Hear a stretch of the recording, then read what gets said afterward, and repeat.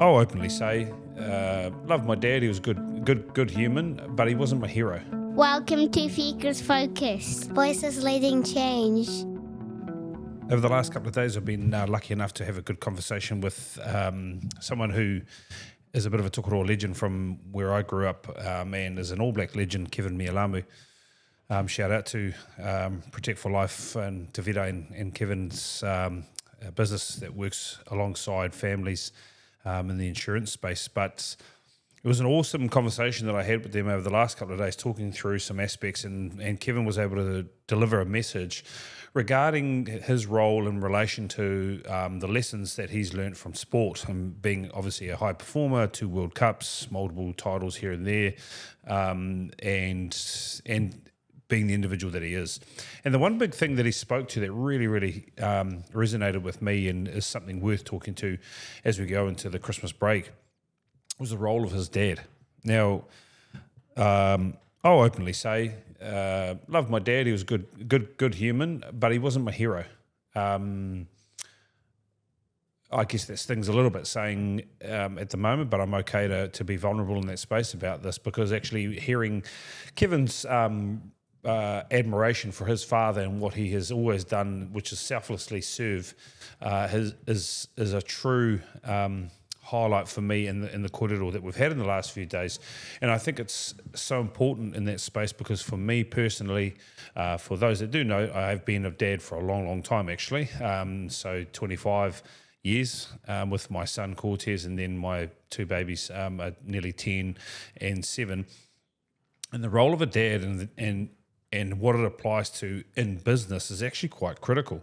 So I thought I'd talk through some of those aspects. And the first one is when you are a dad, and especially a dad to daughters, our approach towards how we deal with being a dad in that space is somewhat different to that of mums.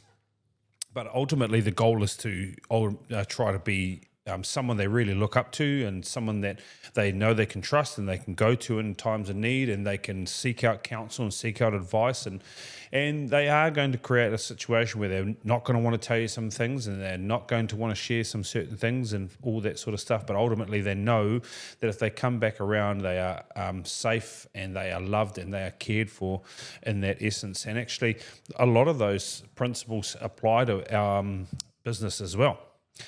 The first thing is safety. As a dad, you want your children to entirely feel safe.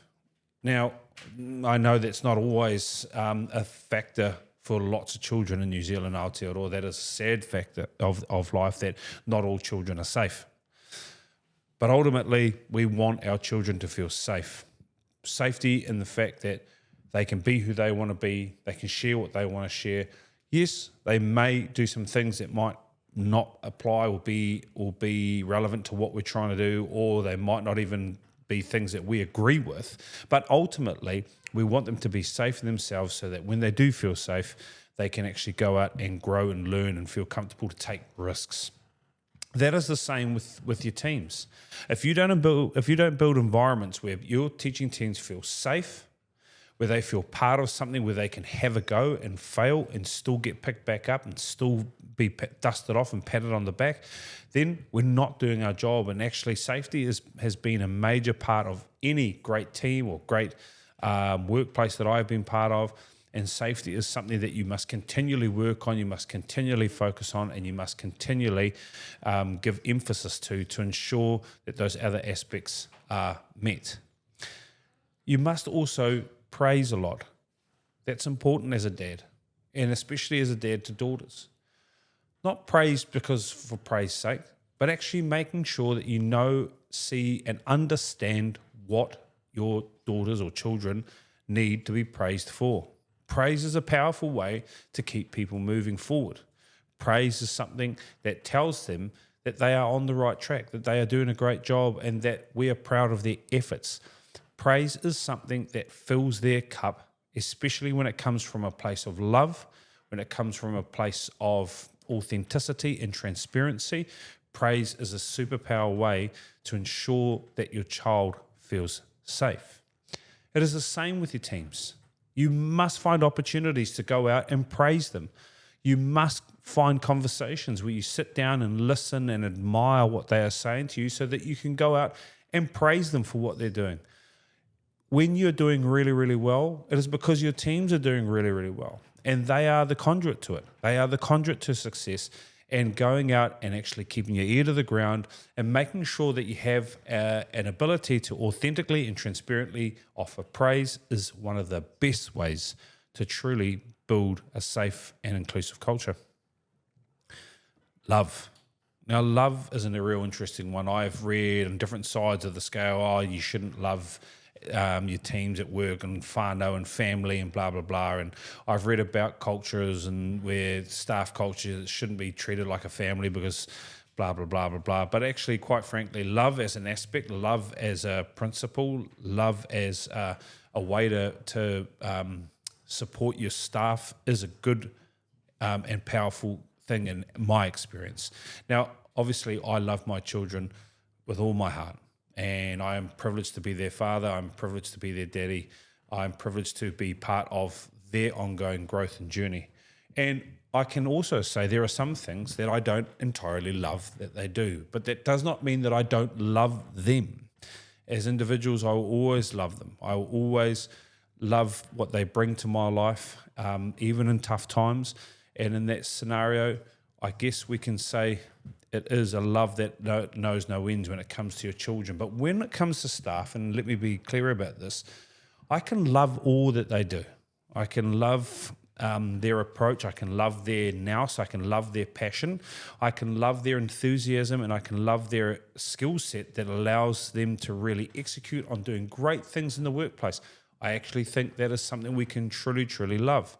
We can love their energy. We can love their mana when they walk in and whānau see them and other teachers see them and feel like, yes, we've got such and such just walked in, and actually we're really proud to be sitting here and working alongside that person. Those factors of love in the business realms are actually very, very important. I've touched on it, but I'm going to come back around to it as well. You've got to encourage risk-taking. Now, I read an article, actually, how we've raised, me personally, I'm not going to speak for Courtney, but how we've raised Marlo and Frankie is different. I read an article, I'd have to find the article, but it was entitled, it was given to me by a friend, Debbie, and it was entitled that there is no such thing as girl push-ups. And effectively what it discussed was that there is a societal push in some ways to always be saying things like, oh, be careful to daughters. Oh, don't do that. Watch out. You're trying to eliminate risk and risk-taking in that sense, where with young boys, sometimes societal nature is to, have a go, give it a go. Yep, you can climb that tree, you can do that. And that's just, in that article, I'm not saying that's my opinion, but in that article, it just pointed out some of society's pieces that are probably a bit old school in that sense. So I took some different approaches in that sense, and ultimately what it comes back down to is we need to encourage our children to be able to take risks in a calculated sense, because if we don't give them an opportunity to take risk and fail, then we can't pick them up. And one thing that Kev actually spoke to is that's the beauty of sport, which I agree, because in sport, win or lose, you've got to get back up and keep going again. Risk is a very, very important part to people's mindsets. If you're adverse to risk, we find that people that are really adverse to risk, it does have an impact on their fulfillment and their pursuit of purpose in life. We need to make sure in that scenario that when people do make mistakes, when they take risks and make mistakes, that we actually do come in and have a constructive conversation that really allows them to unpack all that went wrong so that hopefully they can avoid that or grow from it, because that's the big part.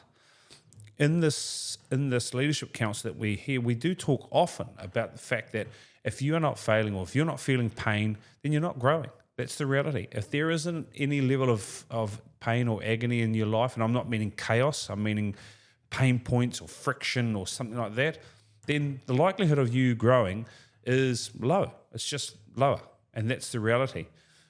You've got to go out and do things that really challenge you in that space, and making sure that you're finding out places where where you're feeling a little bit of fear. You're like, oh, I don't like that feeling. I don't like feeling like I've got to go and do this. This is horrible. Is actually the place you need to seek out, because it means you're taking a risk and ultimately you are growing. And the last thing that I'll talk to today is fun. I think Kev's real summary around a lot of this, his father and with his family and that is that element of fun and being jovial and those parts are just quite a critical piece. And I think, so one of my own goals in that sense with my children this year has been just laugh at dumb stuff. My youngest, I always love asking her meaningless questions. Like this morning or yesterday, I said, "Would you rather be Santa or the Easter Bunny?" And of course, she just launches into all these different answers. Well, Santa gets to do this. Oh, but the Easter Bunny gets to do this. Oh, I really like Easter Bunny chocolate. Oh, but Santa gives presents. Blah blah blah blah blah. And we laugh about things and we joke and we carry on. And actually, as a principal, for working with your teams, fun is quite a critical piece. If you're the serious guy that everyone knows that you got to be serious around, I don't know if you're really getting people's true, authentic selves. Fun as a tool in terms of easing the tension is a good way of approaching certain things. But then you go the other way, and you got to be careful not to be fun all the time. You don't want to be the fun parent or the fun person, because then there's no level of boundary or can confuse respect boundaries and lines. So it is a fine balance, but having an opportunity to laugh and laugh hearty with your children is a great way to progress. And actually, it's the same with your team. If you are not finding ways to laugh, to heartily laugh, to really sit down and just be silly and joke about things, then I really think you're missing out on opportunities to sit in with your teams and really enjoy who they are. The parallels between being a dad in business and a dad are hugely clear to me. I love being a dad, and I love being a dad in business, and I love being in business. If I get to practice all those things at the same time, that with my babies, that as a parent and that as a business owner, then I'm going to do that as much as I can, because that's going to allow me to get better and to improve and to constantly seek out feedback that allows me to look for new ways of engaging and being someone for our people that they can rely on. Up the wires.